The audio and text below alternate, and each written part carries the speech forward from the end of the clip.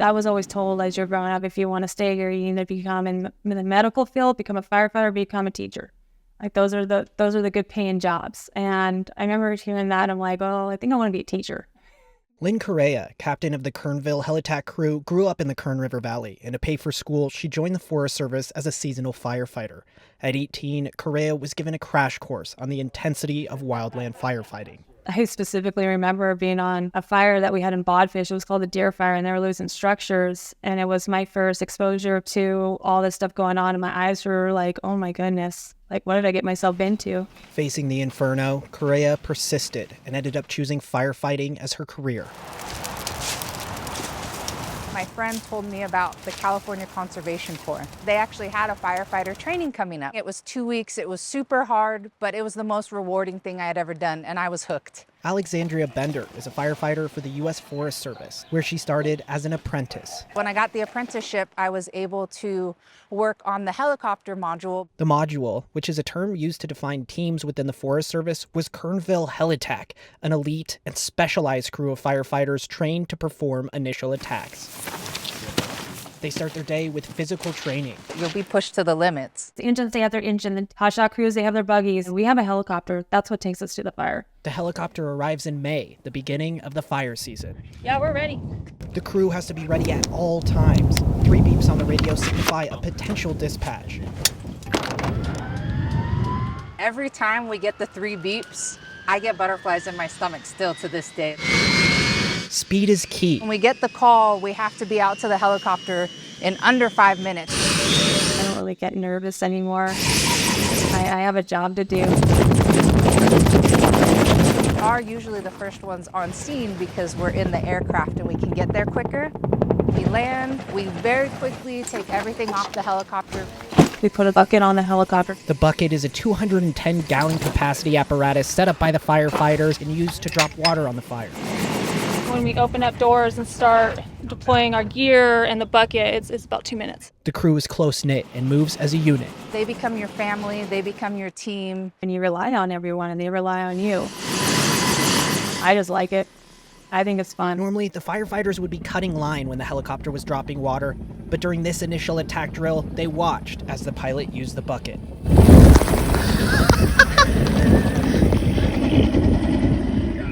Kernville Helitack can be traced back to the 1970s, and pictures of various crews over the years adorn the halls. These past few years, this team has looked different. Half my module is women, which is kind of out of the norm. 5 of 11 members of Helitack this year are women. The U.S. Forest Service currently employs roughly 10,000 firefighters nationwide, and only 13% of them are women. Definitely had a couple of mixed experiences, like being a woman in a male-dominated field. You have to be confident in yourself, because if you're not confident in yourself, other people can see it and know that this is my place, this is where I'm at. 1 in 3 male firefighters are estimated to be in a supervisor position. For women, that number is just 1 in 8. I had really good mentorship and really good leadership throughout my career of people that believed in me, pushed me, and challenged me in becoming a better version of myself. Now a captain on an elite team, Correa hopes to help and inspire others like her mentors did for her, speaking with her community about her job. They don't really know what we do, and they go, oh, that just looks too intense, or that looks too hard. But then they see people like me, and they're like, you do fire?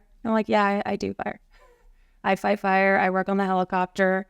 Don't think that it's unattainable. Don't think that it's something that's out of your reach. This job, it is challenging, but it's super rewarding. Bender remembering advice she received from a female firefighter during her first season. She said what separates a good from a great firefighter is character and competency. Correa and Bender have plenty of both. They've been able to not only succeed, but excel as firefighters. At the end of the day, like you feel like you accomplished something. I do feel like I have a sense of purpose. While I'm helping people, I can help nature too at the same time. They serve as examples of the literal and figurative heights female firefighters can achieve in the Forest Service. People usually say firemen.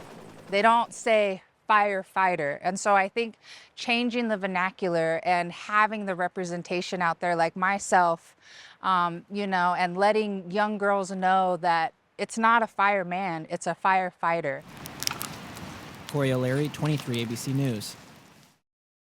Progress is being made on repairing Sierra Way. In the Kern River Valley, I'm Corcoran O'Leary, your neighborhood reporter. But what hasn't changed in the last 20 months that this road has been closed is the impact it's had on residents and local businesses. On a chilly Friday morning, regulars at the airport cafe share a laugh with manager Heidi Espindola. Heidi says these regulars are now the ones keeping the airport cafe afloat. We're hanging on by our teeth because our business has gone down so low. Espindola says a majority of their business came from cars passing by on Sierra Way who see their sign. I get like a quarter of the people that I used to get. We used to be busy. The patio and the inside was full. We'd have people waiting to sit. Sierra Way connected drivers on the 178 to Kernville, bringing them past the airport cafe. Now, to get to Kernville, you have to take a longer route. Have shortened our menu. We've had to make it smaller in order to be able to still serve people. Perfect. Residents have felt the impact too, like Richard Locke, longtime manager of the airport who is now retired. Locke lives in Weldon. Well, it's taken my fuel bill by a factor of almost 3.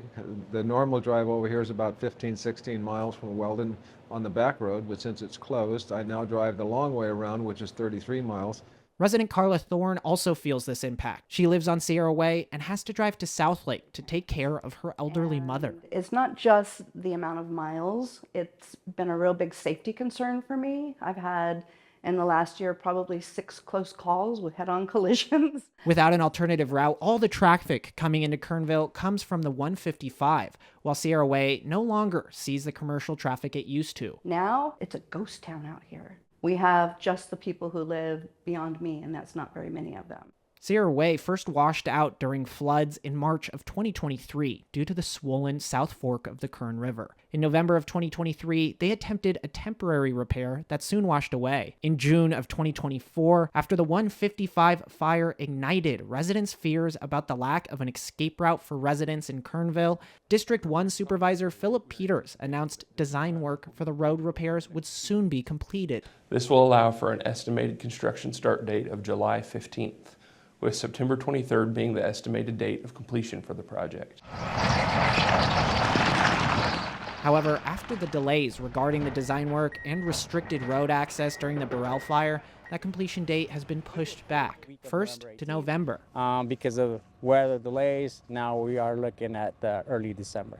Salvador Gomez, Assistant Director of Kern County Public Works, took me around the construction site. Currently doing rock salt protection. After we pave, we're going to be installing railing, installing signs, and finally striping. With the construction of 4 10x12 box culverts and the installation of 2 5-foot culverts for overflow, Gomez says the road is more flood resistant than before. Every time I have called the county since my visit with the Board of Supervisors last February, I have never got a return call. There's a frustration among residents about the continued delays. It feels like we're getting toyed around. Every time we get excited thinking, okay, it's going to open in November, and November is here and it's still not open. What would your reaction be if I were to say it's going to open in 2 weeks? That's fabulous. I don't believe it, but that's fabulous. Espindola says she'd welcome the road opening so that the airport cafe could get the business it once did. Yeah, to see people through this road again would be amazing. This notification mailed out to residents of this Weldon community states that there is 1,700 times more uranium in their tap water than is legally allowed. This ended up being untrue, but a deeper dive into the Water Association that sent this out shows a history of high uranium levels and ongoing non-compliance with multiple directives by the State Water Board. Weldon resident Madison Lungbird says she has gotten used to these notices, which she remembers getting since 2022. Just the annual update to the group chat, like, oh, hey guys, got another uranium notice. Tradewinds Water Association serves roughly 300 people in the Weldon area, and ever since one of their 2 groundwater wells exceeded the maximum contaminant level for uranium in March 2022, the State Water Board has directed Tradewinds to send uranium level notices quarterly, even if the uranium levels don't exceed the maximum levels for that quarter, until the board considers the problem resolved. This was one of multiple directives laid out in a compliance order sent to Tradewinds by the State Water Board on March 16, 2022. Lundberg says she generally avoids drinking the tap water. Not directly, if I can help it. I have a filter, but mostly it's for the dogs. The error on the most recent notice stemmed from how uranium levels in water can be measured. Milligrams per liter is what the notification template supplied by the Water Board says, but on that form, Tradewinds was filling in the amount of picocuries per liter. Sydney Evans, senior scientific analyst with the Environmental Working Group, specializes in cumulative risk and exposure analysis of drinking water contaminants. Both are valid. There's just a conversion factor. Because uranium is radioactive, you can also measure essentially the radioactivity of that concentration. That's where you get those picocuries per liter. President of Tradewinds Water Association, Tate Nagel, declined to be interviewed on camera, but told me over the phone he was unaware of the error and would make sure it would get fixed moving forward. That's been a problem with my boys, drinking out of the sink. I'm like, no, and they always get scared because they don't realize why I get upset. Tia Durant, who has lived in her house in Weldon for 8 years, is talking about her concerns she has with their tap water, which is provided by Tradewinds, saying she has thought about contacting them, but it hasn't been easy. It's a really small company. It's hard getting in contact. I know when I go to pay my bill, they're open 2 days a week. And there's been a lot of issues with the water company over the years. The compliance order sent to Tradewinds in March of 2022 also directed Tradewinds to submit an action plan by June 17th, 2022 that outlines how they will prevent their wells from again exceeding the maximum contaminant level for uranium. We deserve that. I mean, we pay every month, and I think the least they could do is make sure it's safe. They have since been fined twice for both failing to submit an action plan and failing to give customers proper notices about the issue. Over the phone, the president of Tradewinds told me they are working on submitting a plan where the water in their 2 wells would be blended before being distributed, since only one of their wells had exceeded the legal level for uranium content. However, a spokesperson from the Water Board says this plan has not been formally submitted as of January 5th, 2024. I think pretty much everyone in this valley is just kind of used to somewhere along the line, something has been failed or something is super out of our control. Gee, what would happen if everybody just felt, yeah, I think I'll make something for someone else? That's Art Seidner, who brought the Art Makers and Abandonment Project to the Art Association. He participates as a maker, affixing photos he's taken to cell phone holders. I think there's a sense of adventure that I'm creating something that is going to please somebody else. I really enjoy that. The project started last summer, and Seidner estimates over 100 artists have taken part in it. Artists like Laura Tran. She's abandoned many different pieces, including items made from alpaca fiber. Tran also makes homemade soaps, candles, and deodorant. What does this one smell like? Freaking leather. I mixed it with a little fruit though. It just feels kind of good letting something go. You're basically releasing your energy and your spirit out to the world. She packs them up, affixing a label. There's a little QR code to our Facebook page. Pick me up, take me home. Then it's time to abandon. Tran chose a nearby recreation spot.